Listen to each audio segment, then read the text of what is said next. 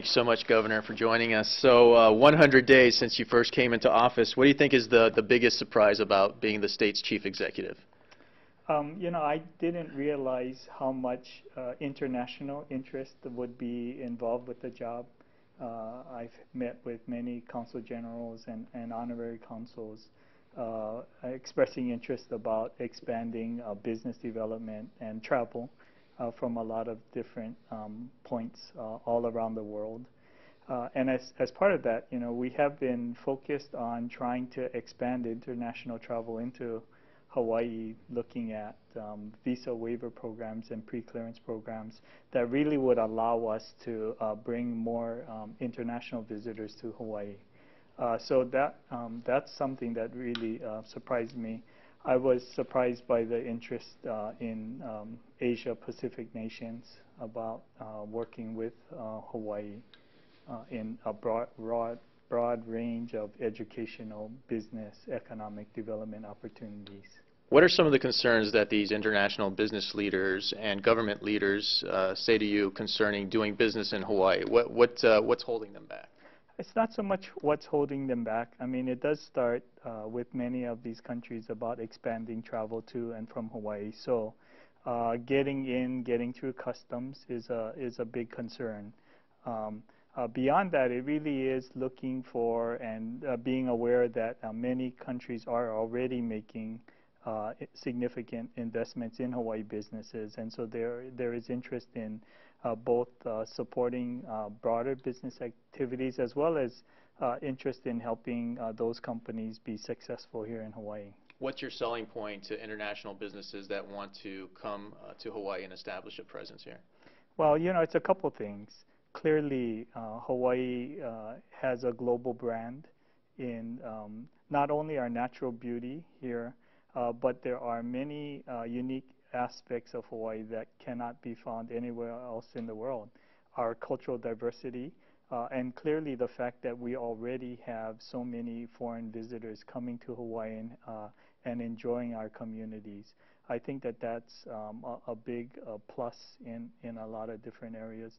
We still have natural resources and programs here where we're leading in the country. Renewable energies and investment and research in renewables is of interest to companies from both the research aspect as well as potential business development.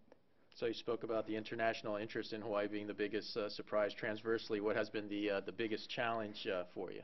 I think the biggest challenge is just that there is so much to do in a relatively short period of time. It's about putting a cabinet together and trying to select leaders to help move our state forward. It's about finishing the budget in 2 weeks after inaugural. It's about preparing for the legislative session, which starts 6 weeks after inaugural. So it really is about, in addition to that, on a personal level, really packing up my home and moving into the residence. Not to mention planning the inaugural celebration. There are so many things that were required to be done really in that first 100 days. Your style is admittedly different than your predecessor, former Governor Neil Abercrombie. Folks want to know what's driving David Ige, the Chief Executive of Hawaii. What's your passion? What's your vision for the state? It really is about fulfilling the vision that we all have. I think we all understand how special Hawaii is. We have gifts, natural gifts that we owe a duty to future generations to preserve and protect. We have the gift of our cultural diversity. There is no other community in the nation or the world, for that matter, that have been able to be developed around immigrants, and most importantly, really understanding the importance of being able to listen and live with and work with people from diverse backgrounds and cultures. And I think that the best gift of all is really the ability that each of us bring and come to appreciate about how much greater our community is if we share our cultural heritage, but most importantly, if we can celebrate the cultural heritage of others. And you spoke, Governor, about the natural beauty that the state encompasses. A lot of folks were taken aback by your nomination of lobbyist for Castle and Cooke, Carlton Ching, and also his deputy that you nominated for DLNR, Kekoa Kaluhiva. Many people are still wondering how those nominations came about, Governor. You know, we did have a transition team that was trying to help identify and recruit potential candidates. It's not all that unsimilar that other governors and other administrations have. You know, it has been a challenge to find committed, qualified leaders. You know, I do believe that we are going through a transformation. It really is about restoring a commitment to public service, and you know, I see so many opportunities for us to really move our state forward with the right leader and the right experience. And you feel that Ching is the right head for DLNR? You know, it's a couple things. He does have executive experience that I was very interested in. You know, he was very early in his career, he was instrumental in resolving the conflict with the Waiahole Waikane Community Association and the state of Hawaii as we had just transitioned and had committed to preserve those valleys. You know, the cultural and community differences and trying to figure out how the state would work with that community to preserve and define the future together. You know, I do believe in collaboration. I do think it's important that the Department of Land and Natural Resources engage the communities in all of their programs.